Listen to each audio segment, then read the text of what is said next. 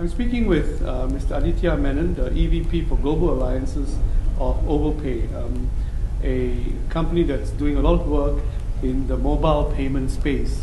Give us a quick history of OvoPay. We were established in 2005. We went live with the US service in 2006.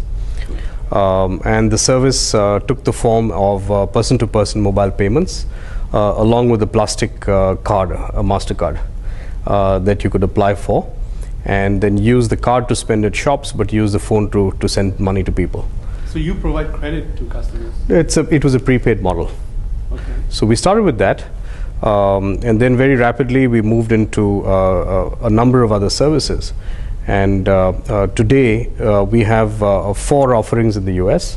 One of them is our MasterCard MoneySend platform, which we operate on behalf of MasterCard. And that allows US consumers today to send money to each other in the US, to anybody with a MasterCard. But more importantly, it also has a cross-border angle where we've just started a US to Mexico remittance corridor. So you can send money to Mexico using the service. Its service is available at www.mastercardmoneysend.com. You could actually check it out and see how it works. It's a very new and flexible service. We also are partnered with the Fidelity First, which is FIS, and also First Data Network called STAR, to enable person-to-person payments for bank partners of FIS, and also to anybody in the US who has a STAR card, right? STAR is a cross-bank ATM network operated by First Data, which covers probably well over 25% of the US market. And what would you say the US service aggregate transaction volume is?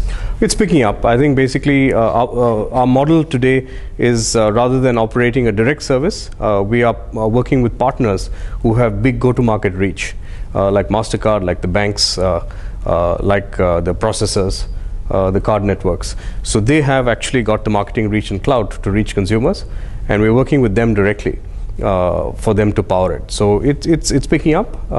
There's still some way to go, obviously, right, before we can call it a resounding success. But roughly, what's the total volume in transaction for? Well, as a private company, we currently don't publish that. The other two, the emerging market scenarios are Africa and India. So in the African continent, we're working with 2 partners at the moment. One is Société Générale, French bank, who's also an investor in OvoPay, and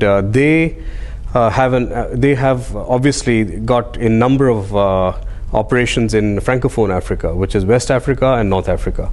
So we've launched with Senegal a product called Yobantel, which is a co-branded service between Société Générale and OvoPay, and also partners with local distribution. So we've got a Credit Mutual, which is a microfinance company. We have CanalSat, which is the television company, and we are shortly working with the Tigo, which is a carrier, to provide distribution for the service. So it's really an open ecosystem product, but supported by Société Générale, powered by OvoPay, and is rolling out today in other multiple countries. So we're launching the 2nd country next month, and the subsequent countries as we go along. In Kenya, we work with the telco operated model with UCash, and U Telecom today offers the service through 4,500 agents in Kenya. It's certainly a large offering in Kenya, right alongside M-Pesa. And that service, alongside M-Pesa. M-Pesa, of course, as you know, is touted as the most successful mobile payments on the planet, right, with over 20,000 agents there. Right. UCash started much later, last year, but they've got significant traction, and they're building a lot of momentum in the Kenyan market. One of the unique things we've done there is we've ensured that our platform can be run on any mobile. So even if you don't have UCash mobile, you can still use the service. So in that model, it's carrier dominated but multi-bank. So we have one bank on board, and we're bringing a few more banks on board on behalf of U Telecom to make it a universal kind of service. Nokia Money in India. So we started out actually being the operator for that service. So we had done the original partnerships along with Yes Bank and Union Bank to launch the service. And of course, Nokia is a major investor in OvoPay. So we worked closely with Nokia to build the original service. What we've had is a slight change of role, if you will.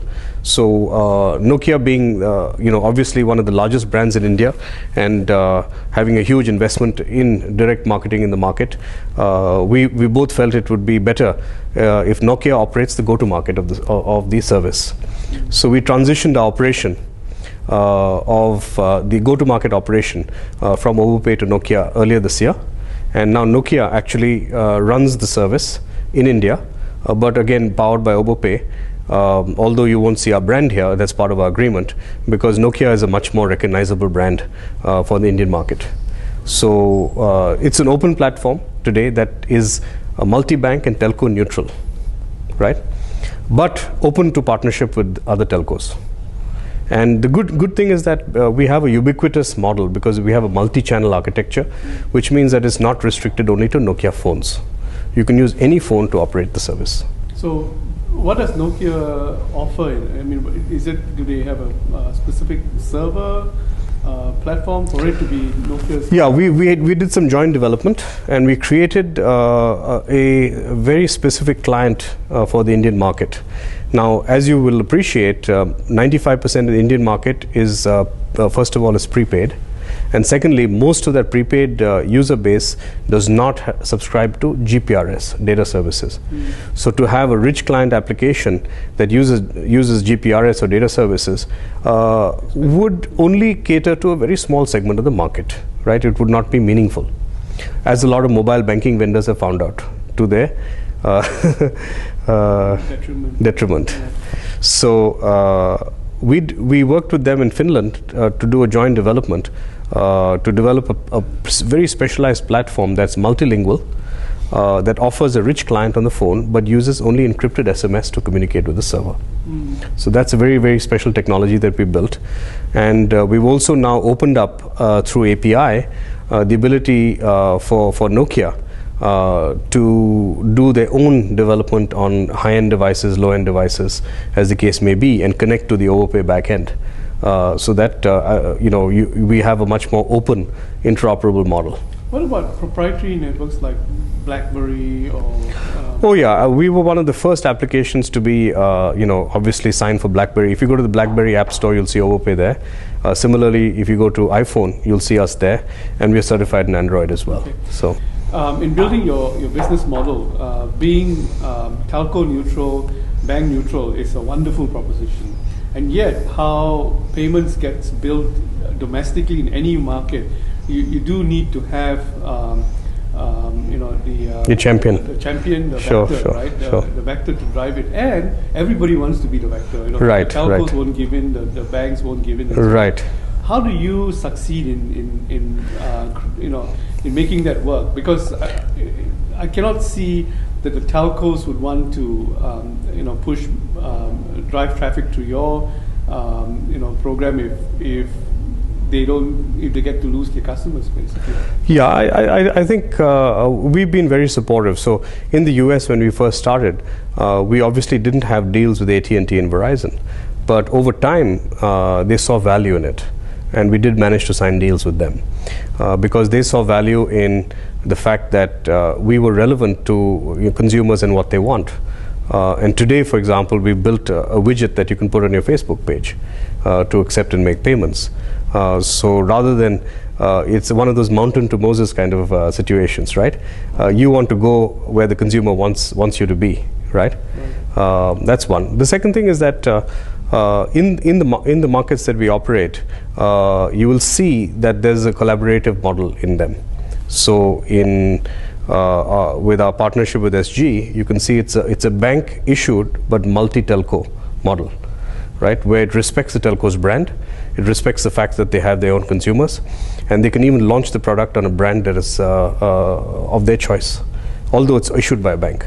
So the bank has actually had now the foresight to see that their best shot at collaboration is to leverage the telco and their distribution and give them a fair share of revenue.